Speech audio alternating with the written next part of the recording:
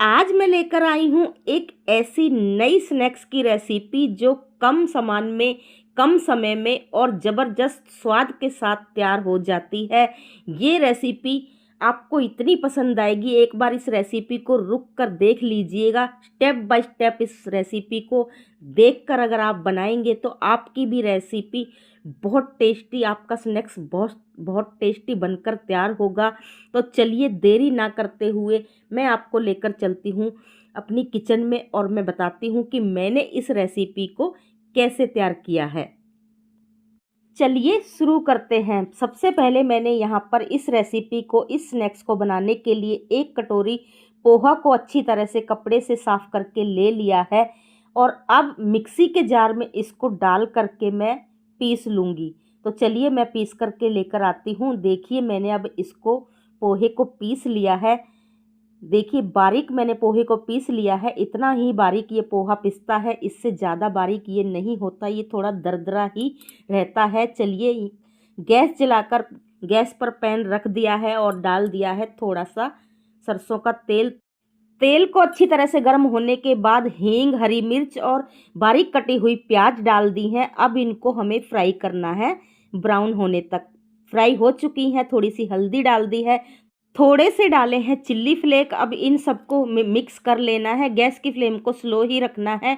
अब इसमें मैंने डाल दिया है 1 गिलास पानी।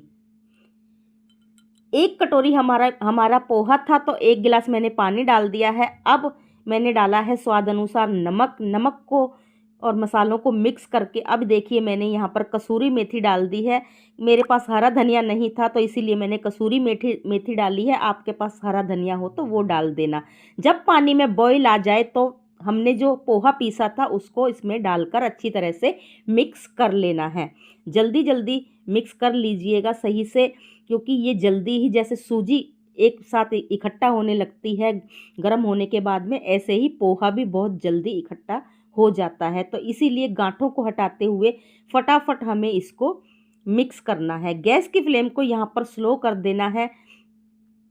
स्लो गैस फ्लेम पर ही हमें इसे ऐसे गाढ़ा होने तक पका लेना है। अगर हम गैस की फ्लेम को तेज रखेंगे तो ये नीचे से एकदम से जलने लगेगा और ज़्यादा तले में जाकर चिपक जाएगा। चिपकता तो ये है देखिए, लेकिन फिर भी हम चलाते हुए गैस की फ्लेम को स्लो करके इसको गाढ़ा होने तक ऐसे पका लेंगे। देखिए ये गाढ़ा होना शुरू हो चुका है। अब मैं डालूंगी इसमें 2 चम्मच बेसन। बेसन डालने से पोहे में एक बाइंडिंग भी आती है और दूसरा, बेसन से हमारे नाश्ते का स्वाद भी बढ़ जाता है। आप बेसन की जगह पर गेहूं का आटा भी डाल सकते हैं। ऐसे नाश्ते फ्रेंड्स बारिश के मौसम में बहुत ही टेस्टी लगते हैं। आप भी बनाइएगा, आपकी फैमिली, आपके परिवार और बच्चों को ये नाश्ता बहुत ही पसंद आएगा। अगर मेहमान आने वाले हों तो आप इस बैटर को बनाकर फ्रिज में रख सकते हैं और जब मेहमान आए तो नाश्ता बना करके फटाफट से हम मेहमानों को खिला सकते हैं। तो चलिए बैटर ठंडा होने के लिए रख दिया है। यहाँ पर देखिए बैटर ठंडा हो चुका है। अब ये मेरे पास 2 आलू पहले से ही उबले हुए रखे थे फ्रिज में। मैं हमेशा आलू उबाल करके फ्रिज में रखती हूँ कि कब क्या पता क्या बनाना पड़ जाए। तो इनको अब मैंने कद्दूकस कर लिया है। 2 आलू को मैंने यहाँ पर कद्दूकस कर लिया है। आलू में यहाँ पर गांठें नहीं होनी चाहिए। आप आलू को मैसर की सहायता से भी मैश करके इसमें डाल सकते हैं। तो चलिए आलू को अब इस बैटर में मिक्स कर देते हैं। सारे आलू को अच्छी तरह से बैटर में मिक्स कर लेना है। देखिए सारे आलू यहाँ पर मिक्स हो चुके हैं। ये पोहा है तो इसलिए थोड़ा सा हाथों में चिपकेगा, आलू भी चिपकते हैं। ऐसे थोड़ा सा हाथ में लेकर के ऐसे लड्डू सा बनाकर देख लीजिएगा। अगर आपके बैटर में अच्छी खासी बाइंडिंग आ रही है तो आपका बैटर बिल्कुल परफेक्ट है नाश्ता बनाने के लिए। अगर नहीं आ रही तो आप यहाँ पर कॉर्नफ्लोर भी डाल सकते हैं। तो देखिए यहाँ पर मैंने कॉर्न, शिमला मिर्च ली है थोड़ी सी, और ये मैंने थोड़ी सी चीज़ ली है। अब थोड़ा सा बैटर में से एक टुकड़ा तोड़ करके, नींबू के आकार का टुकड़ा तोड़ करके ऐसे थोड़ा सा फ्लैट कर लेना है। अब इसमें मैं थोड़ी सी बारीक कटी हुई शिमला मिर्च डालूंगी और 1-2 मैं यहाँ पर कॉर्न भी डालूंगी। कॉर्न मेरे पास ये कच्चे हैं क्योंकि हम नाश्ते को फ्राई करने वाले हैं, उसमें बढ़िया से ये फ्राई हो जाएंगे। तो ये अब मैंने डाल दी है थोड़ी सी चीज़। चीज़ भी आप अच्छी खासी मात्रा में डालिएगा। इस नाश्ते में चीज़ बहुत अच्छी लगती है। आप चाहें तो सिंपल भी बना सकते हैं, कुछ भी ना डालें, कॉर्न भी ना डालें, वेजिटेबल भी ना डालें, चीज़ भी ना डालें, तो सिंपल आप बैटर को उठाइए, ऐसे गोल गोल कीजिए। तो इस तरीके से सिंपल भी इस नाश्ते को बना सकते हैं। ज़रूरी नहीं, मेरे पास चीज़ें अवेलेबल थी तो मैंने डाल दी। कई बार मेरे पास भी कुछ ऐसी चीज़ें अवेलेबल नहीं होती। ज़रूरी नहीं है कि घर में हमेशा हर चीज़ अवेलेबल होती है। तो जैसा घर में हो हम उसी तरीके से हम इस नाश्ते को बना सकते हैं। कोई भी रेसिपी को हम किसी भी तरीके से हम अपने दिमाग से बनाकर तैयार कर सकते हैं। ज़रूरी नहीं है ज़्यादा सारे बहुत सारे इंग्रेडिएंट्स के साथ ही हम कुछ अच्छा बना सकते हैं।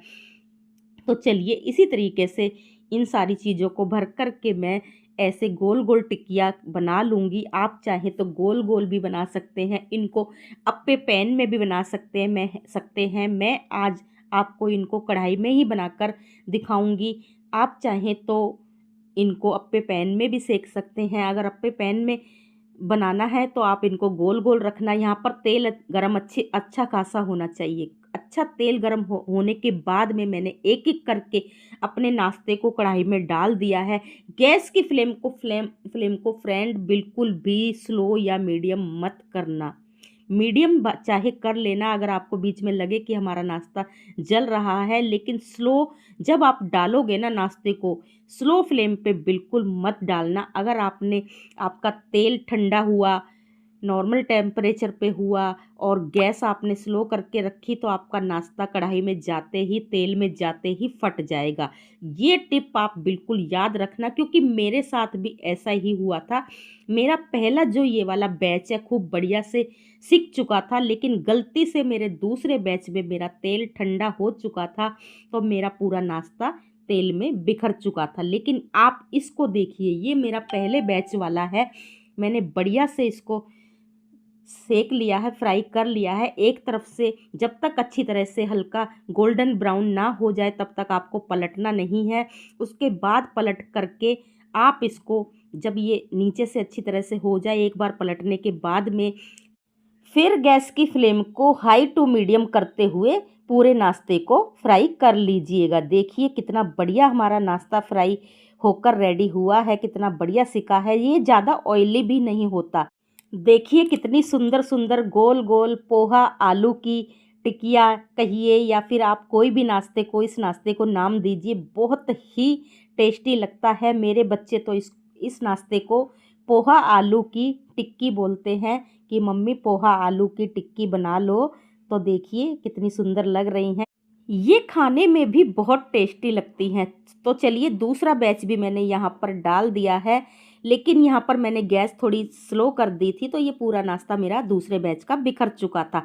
तो चलिए जो मैंने पहला बैच का नाश्ता फ्राई किया है उसकी प्लेट लगाकर दिखाती हूँ। बाद में मैंने बना लिया था कैसे भी करके, लेकिन इस तरीके से परफेक्ट नहीं बना था जैसा पहले बैच वाला बना था। देखिए ये कितना सुंदर बना है। देखिए मैंने प्लेट में आपको लगाकर मैं आपको दिखाती हूँ। हमने इस नाश्ता को, इस पोहा आलू के नाश्ता को टमाटो केचप के साथ में सर्व किया था। वो मैं आपको दिखा नहीं सकी, बाद में मेरी बेटी ने टमाटो केचप निकाला था, लेकिन खाने के वक्त निकाला था। लेकिन आप चाहें तो आप किसी भी, देखिए मैं आपको तोड़कर दिखाती हूँ। इसमें देखिए चीज़ जो अंदर डाली है ना, मोज़रेला चीज़ का टेस्ट भी बहुत अच्छा आता है। और जब बच्चे ऐसे खींच कर खाते हैं ना तो और भी ज़्यादा अच्छा लगता है। बच्चों को तो ये नाश्ता बहुत पसंद आता है क्योंकि इसमें मैंने मोज़रेला चीज़ डाली है। तो ऐसे नाश्ते बच्चों को खासकर ज़्यादातर बहुत ही पसंद आते हैं। वो बाहर से मंगवाते हैं, मम्मी वहाँ से जैपिटो से मंगवा लो, पता नहीं कहाँ कहाँ से, मुझे कोई ऐप याद नहीं रहती कहाँ कहाँ से मंगवाते हैं, लेकिन वो ऑनलाइन मंगवाते हैं। फिर मैं वो बच्चों से बोलती हूँ ऑनलाइन नहीं मंगवाना, घर में बना कर दूँगी। तो देखिए देखने में ही कितना सुंदर लग रहा है। तो बाहर क्यों जाना, बाहर से क्यों मंगवाना, जब हम घर में ही साफ़ सफाई से इतना टेस्टी नाश्ता बनाकर अपनी फैमिली, अपने बच्चों को और आने वाले मेहमानों को खिला सकते हैं। तो फ्रेंड्स कैसी लगी आपको मेरी आज की ये रेसिपी? अगर मेरी ये रेसिपी आपको पसंद आई है तो एक प्यारा सा कमेंट ज़रूर करिएगा। अगर आपने ये रेसिपी ट्राई की है तो कमेंट करके ज़रूर बताइए आपको रेसिपी कैसी लगी। आपके कमेंट पढ़कर मुझे बहुत खुशी होती है। अपना प्यार और सपोर्ट ऐसे ही बनाए रखिए। धन्यवाद। फिर मिलूँगी एक नई और स्वादिष्ट रेसिपी के साथ में।